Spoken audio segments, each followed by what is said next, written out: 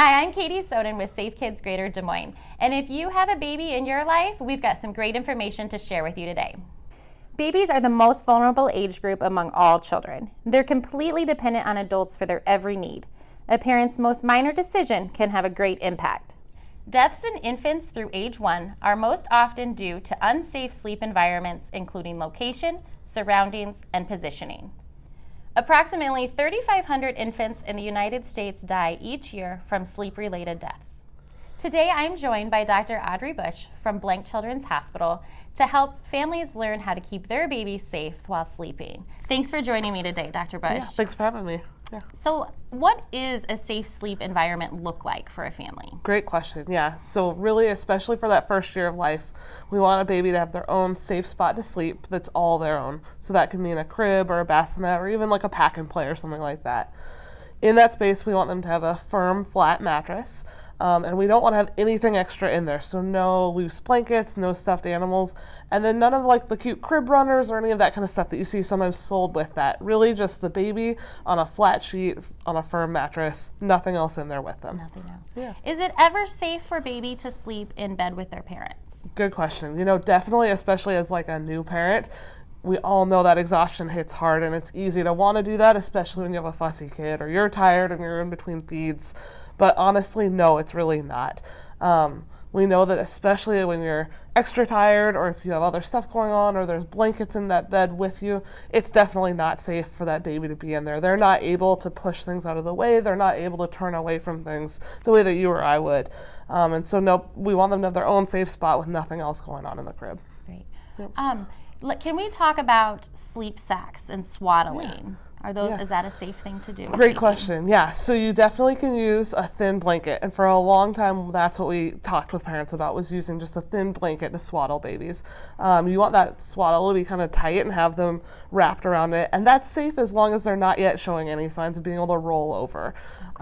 Once they're able to roll over, you want their arms to be able to be out and move. And so you have to change that.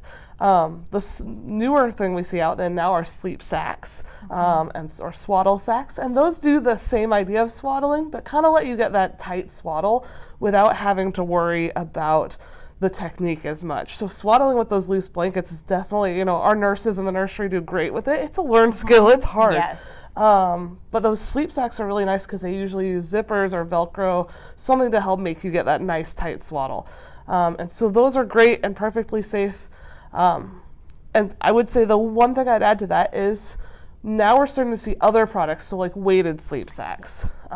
There's all kinds of new products out there that are supposedly there to help the baby sleep better or be more comfortable. And so add things that kind of weigh down those sacks.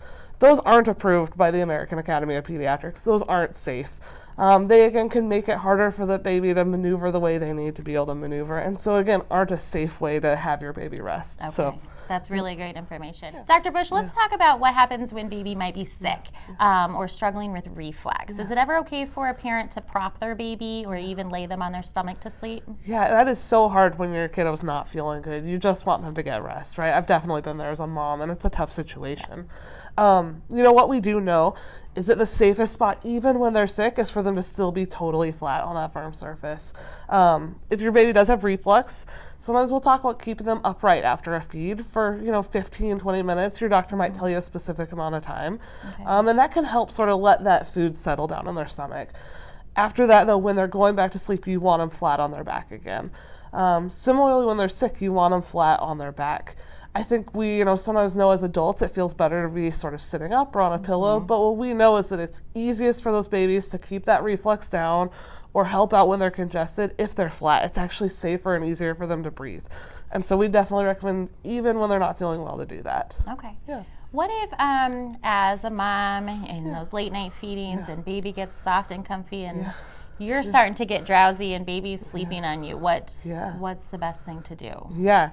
I think it's hard when you're feeling tired and those feeds, as with a newborn, come so frequently. Every 2 or 3 hours, you're back up again, right? Yeah.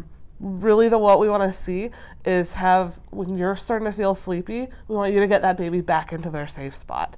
If you're wide awake, absolutely, you can snuggle that baby, enjoy those naps, have that time.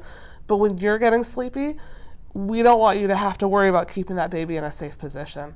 And so it's easy to be on the recliner, get cozy, enjoy those nice baby snuggles, and just drift off. When you start to feel yourself heading that way, we want you to get that baby back somewhere else into their safe spot, the crib or the bassinet first. Dr. Bush, what if a baby maybe falls asleep in their car seat or a swing or a bouncy seat? Is it safe for parents to leave their babies in those products while they nap? So ideally we want them moved out of that back into that same spot we've been talking about, so they're a flat, firm spot to sleep. If they fall asleep and you're in the car, that's totally okay for them to sleep in the car seat. While you're driving, you're there paying attention. But once you're out of the car seat or out of the car back in the house, you want to take them out of the car seat and get them somewhere else. If you're observing right there, watching them, again, it's safe in that moment. But when they're getting a good solid nap in and you're in the house, we really want them back somewhere else. I know a lot of those products are found in daycare settings, grandpa and grandma's house. Is it worth parents having these conversations with others who might care for their child too? Yeah, absolutely. The reality is, and I think it's a good thing, is that we all rely on community, right? No one's taking care of a baby in isolation, and we hope for that. We want a support network. But making sure everyone's on the same page is really important too. And I think that conversation can feel really hard or uncomfortable the first couple times you have it. But I think at the end of the day, when you know that it's important and it's one of the most simple, important things we can do to keep your baby safe, I think it gets easier. Or at least you're more willing to have that conversation. So just being able to say, here's what I've learned, here's what we know about safe sleep, and having that conversation with anyone who's taking care of the baby. So family members, grandparents, and then not assuming, like you mentioned, not assuming that the daycare necessarily knows or is thinking about it. I think that's a really important thing to ask anyone babysitting or a daycare center, and ask how they do safe sleep and make sure they're all on the same page. Because it is such a simple but such an important thing to talk about. Yeah.